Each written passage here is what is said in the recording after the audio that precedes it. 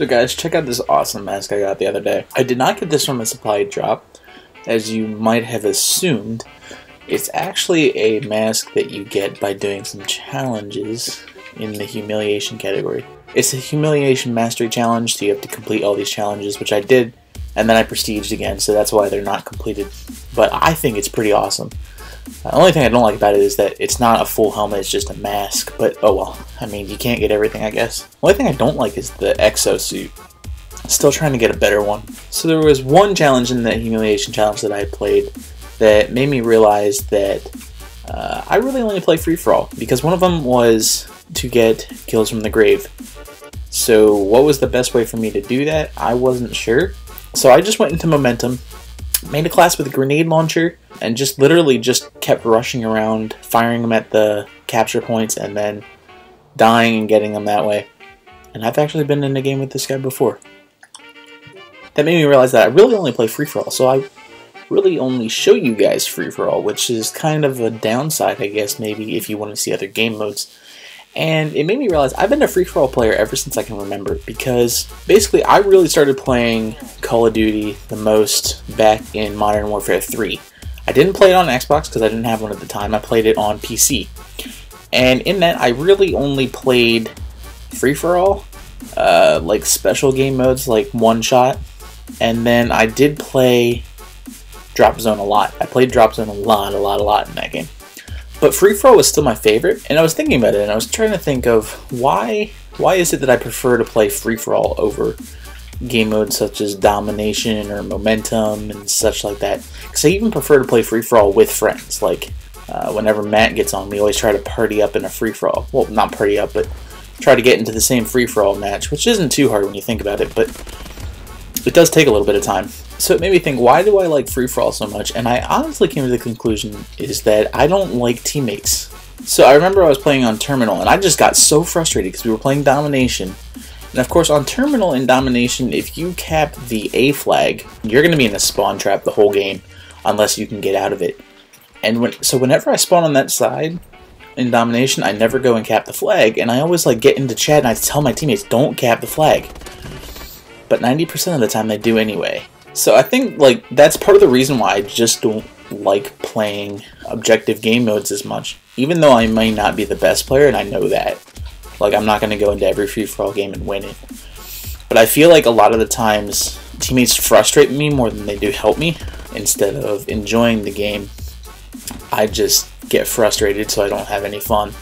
Which of course in Call of Duty and video games in general, that's what you have to do in order, honestly, in order to do good, you kind of just have to stop caring and just play the game for fun. Because like whenever I try to do well, I end up sucking horribly. But then whenever I just don't really care and I'm like fooling around, I end up doing pretty well. With that being said, are there any game modes that you guys would want me to see me play? Because I mean, I'm open to trying some other ones out. I just haven't as of yet. But anyway, basically since I prestige, I've been only using this class, honestly, just to try to rank up some. And it's a sweet class. I'm actually using 2 guns I got from supply drops. This gun I'm using currently right here is the ARX 160 Steel Bite, which is the elite version. Freaking awesome gun, let me tell you. It's a burst fire, and this version of it has triple damage, I want to say. I don't think it's double. And then the other gun I'm using is the BAL 27. I'm using the 223 version of it. It's not an elite gun. It's just kind of a more standard version of it. The reason I'm using it over the regular one is it actually has a slightly higher fire rate. So I'm actually using it more as almost as a submachine gun for close range. The ARX I've been using a lot for long range. Like I was playing on Detroit earlier, which has a lot of long ranges of sight, kind of like this one. But I was using that to scope down all the like long hallway areas, and then I was using the BAL in like the close quarters, which was working out great, and I actually ended up doing pretty well in that game. The BAL has good range too, but the fact that the ARX is a burst fire weapon as compared to an automatic There's actually slightly less recoil since you're firing in bursts rather than just holding down the trigger and the recoil keeps going. So the ARX, if you can use it, is a great gun. I actually like it more than the IMR, which is the more used burst fire weapon in this game. Well, let's get a third. Look at that kill feed domination. 3-0, baby.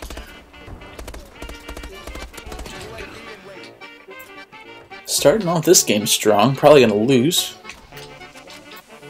I saw this guy over here in the window. Oh. Nope. Shotgunners. Freaking hate them, dude. In previous Call of Duties, there's been like a couple different sizes of maps. Like there's always been like small, medium, and large.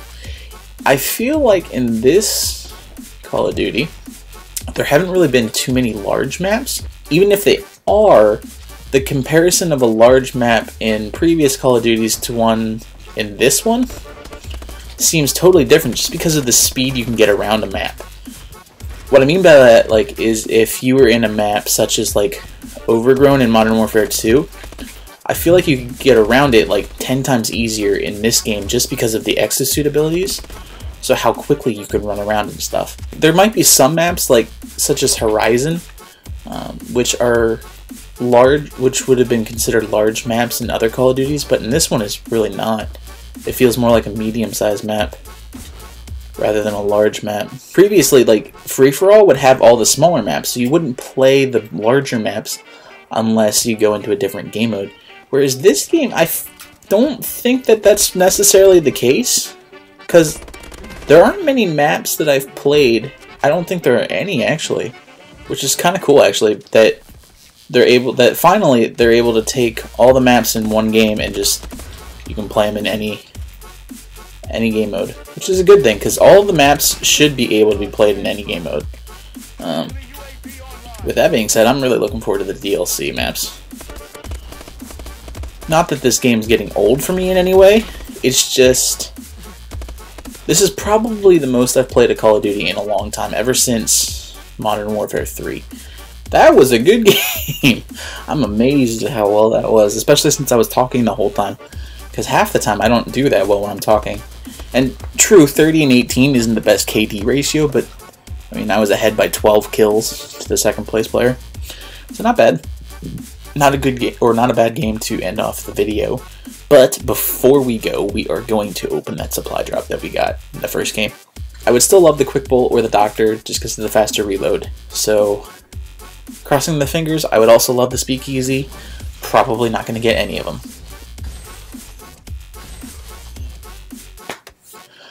I've had this bow before, and obviously I got rid of it because it only has accuracy and negative damage. I don't want negative damage. So anyway guys, hope you enjoyed the video. Leave a thumbs up if you did, and I'll talk to you guys later. Peace.